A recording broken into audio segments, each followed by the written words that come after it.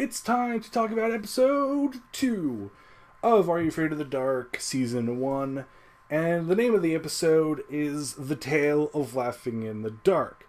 So, I'm going to try out something different in this episode. Because the story of the episode is all well and good. But, as an adult, you can kind of overlay certain things that you know as an adult onto the story. And then the second part's going to be me doing that. So, here's a quick rundown of the story. So, 3 kids, 2 kids who are about the same age, and a younger sister, are at a carnival. There is at this carnival a scary, spooky house thing. And all 3 of them are kind of petrified to go in. And there is this creepy old dude, carnival barker, who's like, come see the sights in this thing. In this fucking House of Horrors type thing. The 2 older kids are, they have their bullshitty back and forth.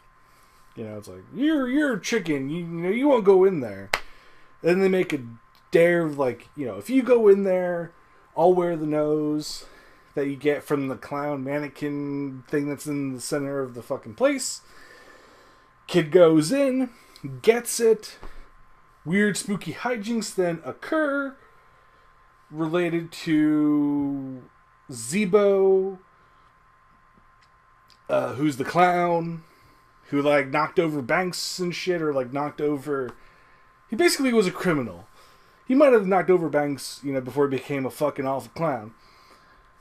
But he stole the whole payroll for the carnival. So, weird fucked up things happen. Kid runs back, gives back the nose, and end of fucking story, basically. So, let's put our adult, glasses on and see what an adult version of this story would be, or what might cause this story to play out. So, first thing, there's a creepy old dude who I swear to God is giving me John Wayne Gacy fucking vibes. Because he's literally like, you should come into the haunted house, woo! And, the one kid whose name is Josh, who's kind of an insufferable dickhead, like me.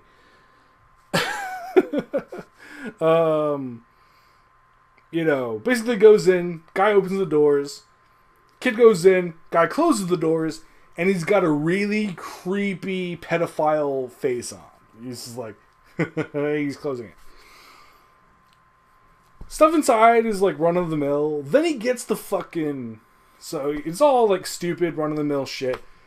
Fake Frankenstein's monster and fucking all this other shit. Mix it to the center. Dude picks up the nose. The kid picks up the nose. Something must have been laced on that fucking nose to explain all the really insane shit that happens after this. So, gets the nose, leaves. Taunts the fucking, taunts the kid oh, you're gonna wear that to school for a week. And then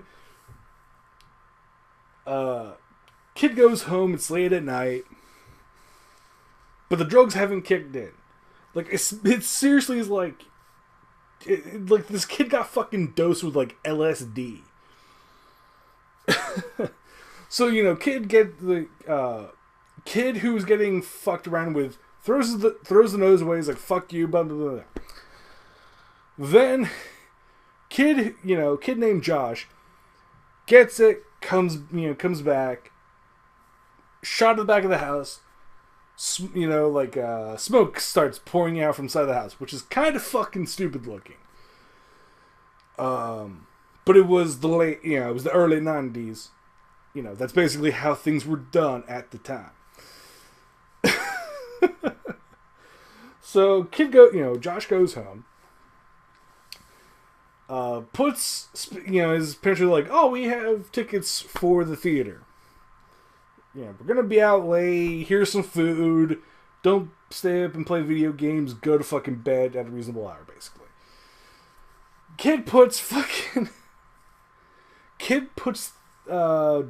it's a casserole dish in the microwave. Puts it on for a few minutes to heat up the fucking spaghetti. That's what he's eating.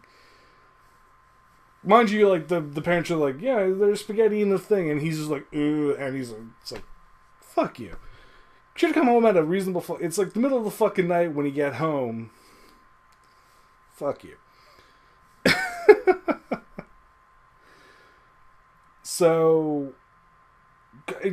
talks to kid he was fucking with. Has a whole discussion. Has reconciliation between him and his friend. Then... the clown calls, which at this point... the drugs have kicked in. Picks up the phone. Clown. On the other line says, give it back. The nose that he stole. Fucking. Then goes back. Opens up the microwave. Because it's like smoking. Opens it. He's like, it can't have burned that quickly. Takes it out. Takes the top off the casserole dish. Just cigarette, like literal fucking cigarettes, or not cigarettes, cigars are in this fucking thing. Because that's another thing of the clown. Clown smokes cigars. So this kid's fucking pasta turns into fucking cigars in the microwave. The drugs have hit hard fucking core. Then, the only way, there is a part that kind of fucking... kind of doesn't gel with this whole drug thing is because kid runs up to his room after this, calls his friend, is like, did you just call my house and pretend to be a clown? Whatever. And then second phone in this conversation, on a second, it's back in the day. When, you pick up one phone and you had two phones on the line, you can pick up the second phone and listen in, basically. Basically, that happens. Those of you who have, landlines now, you might know this.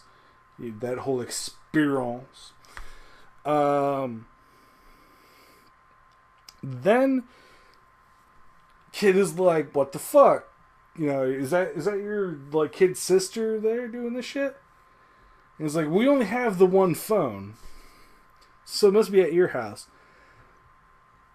Then the clown talks, and then the kid who's on the other line of the, on the other side of the phone call, was like, who was that?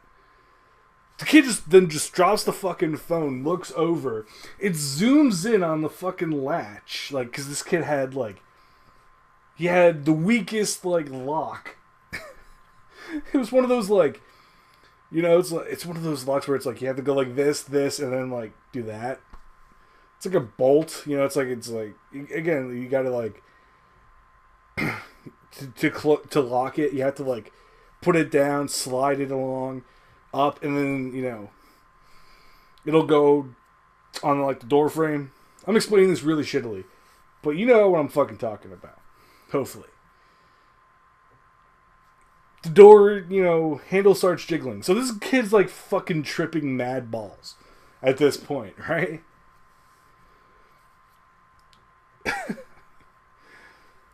Kid goes out of his window, jumps off his roof, like, you know, like I guess it's like an awning or something, like part of the roof that's below his door, because he's on like the second floor, or maybe the third floor, because the house is kind of big. But jumps off that, then immediately fucking runs. But during this running thing, this is another weird thing about this episode. So kid runs back to the carnival, goes into the haunted house, spooky house thing. Basically goes to where the thing is. The haunted fucking doll with the nose thing. The clown nose thing. Then he's gonna chicken out, but can't leave. Then the door starts, it opens. Clown comes out. Oh no, the clown doesn't come out, I don't think. It's just like the door opens. Kid then puts the nose down. And at some point during the intervening scene, like, because it's not the kid just happens to have a bunch of fucking, like, he has a box full of cigars. They don't explain where this shit comes from, how the fuck this kid got a hold of this shit, right? Kid's like fucking, I don't know, 12, 13 years old. Can't be like 15, but like 12, 13, maybe 14. Just has a fucking full box of fucking cigars. So either he stole it from his parents after jumping out of his second story or, window or whatever onto the ground, going back in, stealing shit from his parents, or he stopped at a place that sold boxes of cigars and they sold it to a fucking 12-year-old.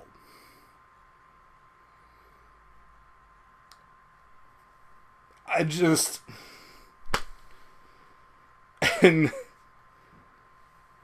kid leaves. That's the end of the fucking episode. Oh no, so kid leaves, runs. Then that creepy fuck from the beginning fucking is like, it's always fun at the park or whatever when you're laughing in the dark. They work in the fucking title. He also says that at the beginning of the episode too. But like, what the fuck? When the fucking kid had the fucking full thing of cigars, it's like, again, how the fuck did he get them? They don't explain how. He just has them. So either this kid, and I guess their family's kind of well off, but like, who the fuck? So again, he either stole it from his parents, this massive box of fucking cigars, or someone sold them to him, which raises a lot more questions about the story in the town in this story.